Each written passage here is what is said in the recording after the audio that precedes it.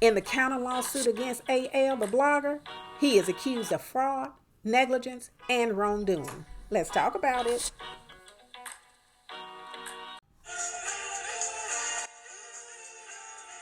Thank you for joining me for this video.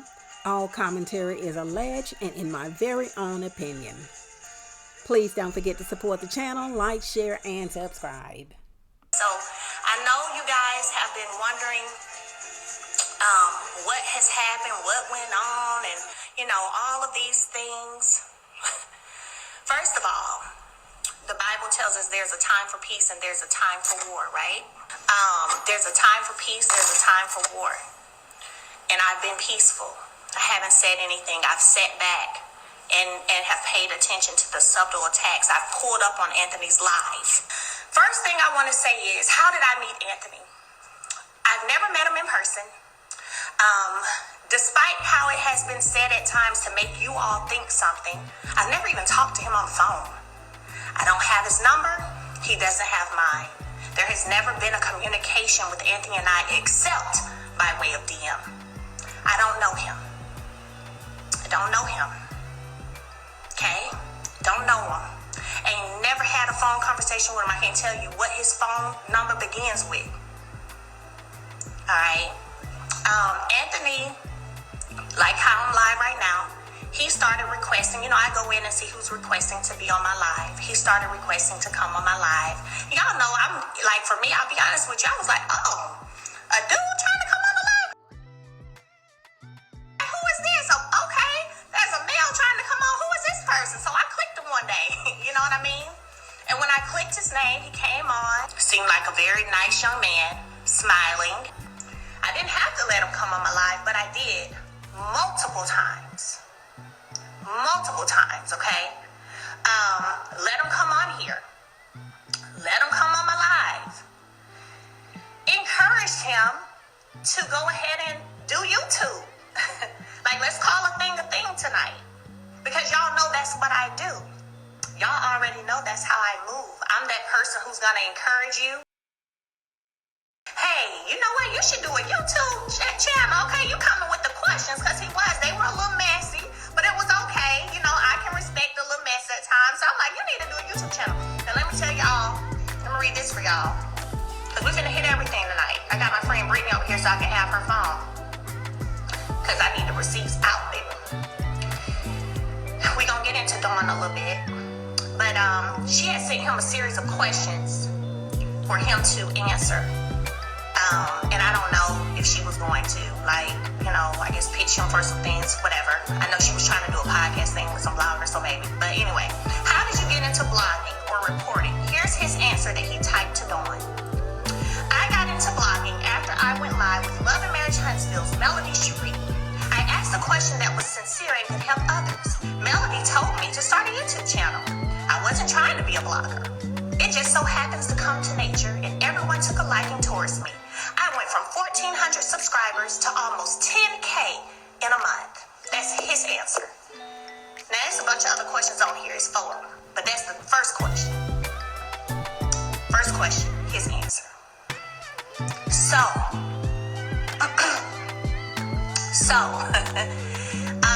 we all know that despite when you guys are over there telling him he's doing too much and him saying, Melody ain't helped me do nothing, she ain't did nothing for me, she ain't did da-da. Now y'all know. Cap. And so it sounds like AL's claim against Melody is defamation of character. She defamed him in some kind of way.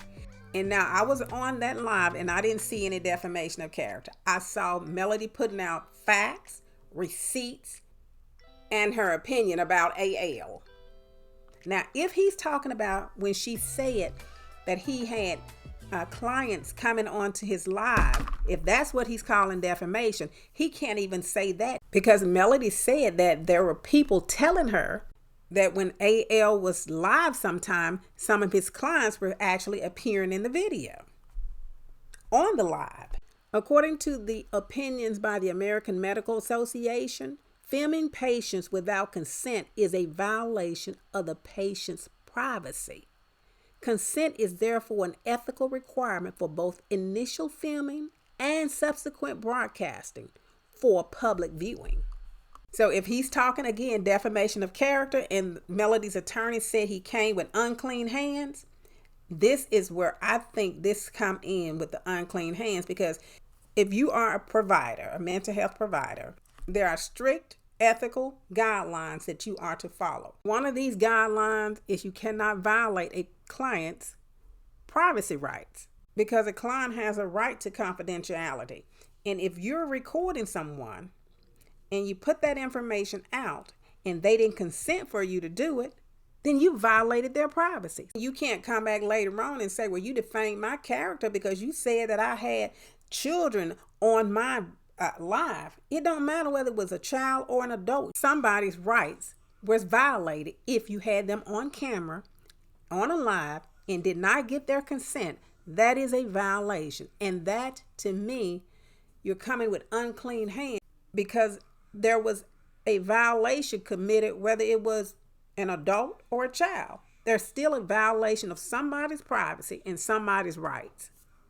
Clean hands or unclean hands doctrine is an equitable principle that prevents a party from obtaining relief in court if they have engaged in unethical or inequitable behavior related to the subject matter of their claim. Violating privacy involves unauthorized access, disclosure, or use of personal information, or intrusion into a person's seclusion or private affairs. This can include unauthorized data sharing, using information for unintended purposes, or publicizing private facts without consent. Invasion of privacy can have significant legal and emotional consequences for the individual affected.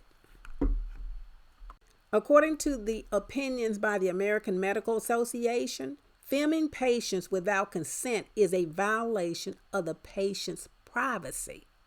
Consent is therefore an ethical requirement for both initial filming and subsequent broadcasting for public viewing.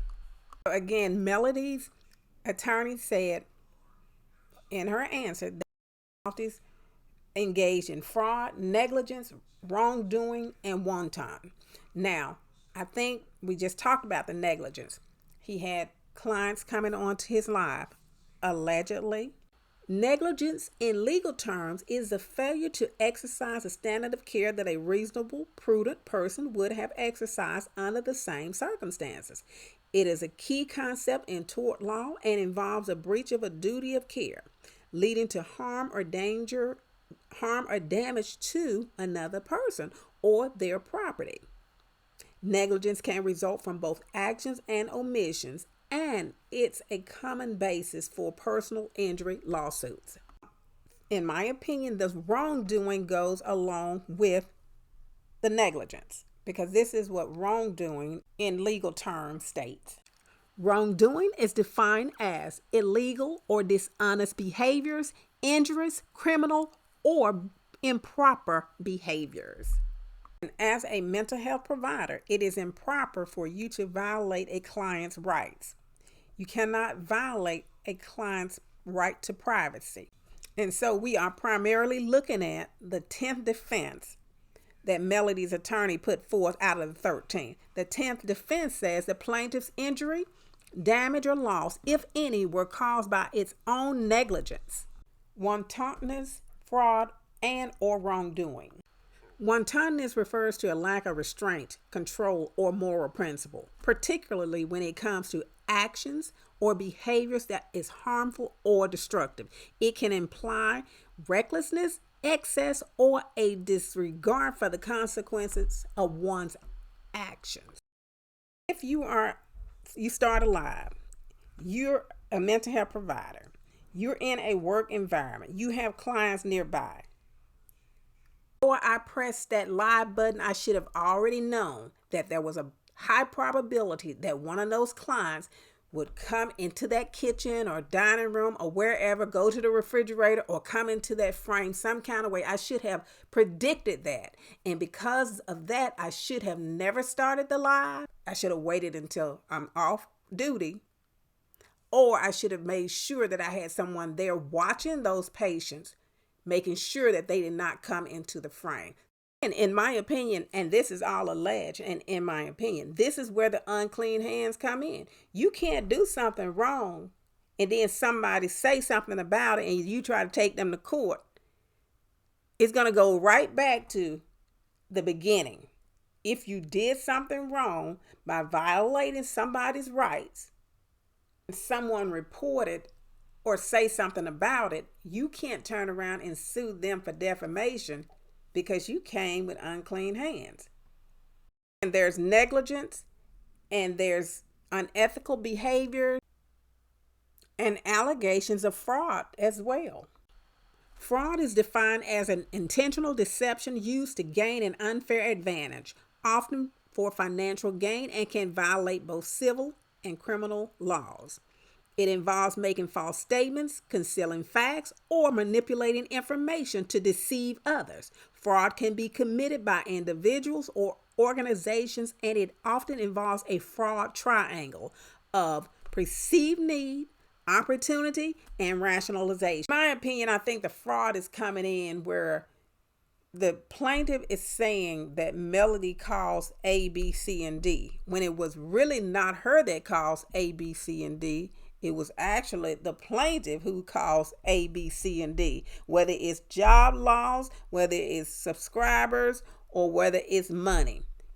Your actions caused that, but you're trying to put it on Melody and you're bringing a fraudulent case before the court. That's just the only thing I can think of when it comes to fraud, because you're trying, you know for a fact it was stuff that you were doing that caused people to say, I don't want to stay over here and be subscribed to you anymore. That is what caused you to lose money. You know for a fact that if you violated some client's confidentiality and your employer found out about it and wrote you up, disciplined you, or fired you, and come and say it's because that someone reported it, you have to say it's because I actually did it. I actually had the client on my live. I actually violated the client's rights. I actually violated agency's policies. Please remember, everything I'm saying in this video is alleged and in my very own opinion. My opinion, Melody is going to win this case. Just like Melody's attorney said, it is a frivolous claim. To me, this is like the plaintiff is cutting off his nose to spite his face. What does that mean? Cutting off your nose to spite your face means doing something that you intended to harm someone else, but in the process, you also harm yourself. It's an act of self-destructive anger or revenge that causes more damage to the person doing it than to the intended target. Making things worse for yourself in an attempt to hurt someone else. It's never going to work out for you when you do that. That's why the scripture says if you dig one ditch, you better go ahead on and dig two, because you're going to end up in it. The problem with people digging ditches for other people and ending up in it is that you cannot get out of that ditch because you never thought you were going to be down in it. And therefore, you didn't have a plan A, B, C, D, or E. You didn't have no plan because you planned it for somebody else. So now that you don't have a plan, you're in the ditch, you stuck. You don't even have nobody to help you get up out of it.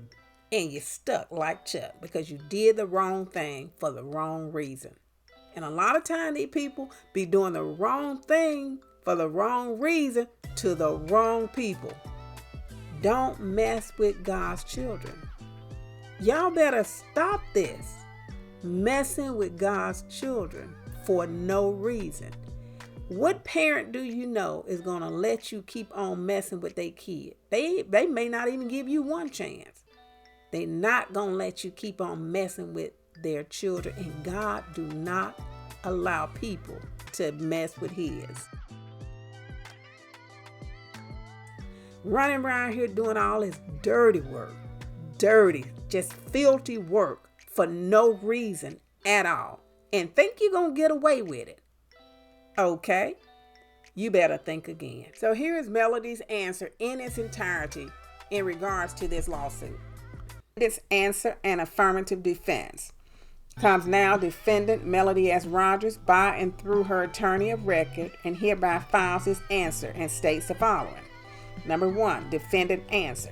Defendant hereby denies all allegations contained in the complaint and demands strict proof thereof. Specifically, plaintiff has failed to prove any timeline or date for the alleged defamation and therefore failed to allege a claim which is not time barred by the applicable statute of limitations. Furthermore, the defendant denies that the plaintiff is entitled to any relief and or the recovery of damages of any nature or type whatsoever, and specifically denies all demands and claims contained in all addendum clauses. Defendant would further state that said claim is a frivolous filing and all requests for relief should be denied. Affirmative defense number 2. Defendant avers that the plaintiff's complaint fails to state a cause of action. The defendant upon which relief can be granted. The complaint therefore should be dismissed. Okay, that was number 2. Number 3.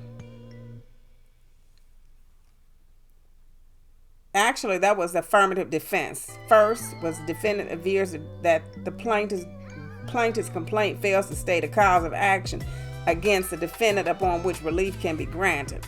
The complainant therefore should be dismissed.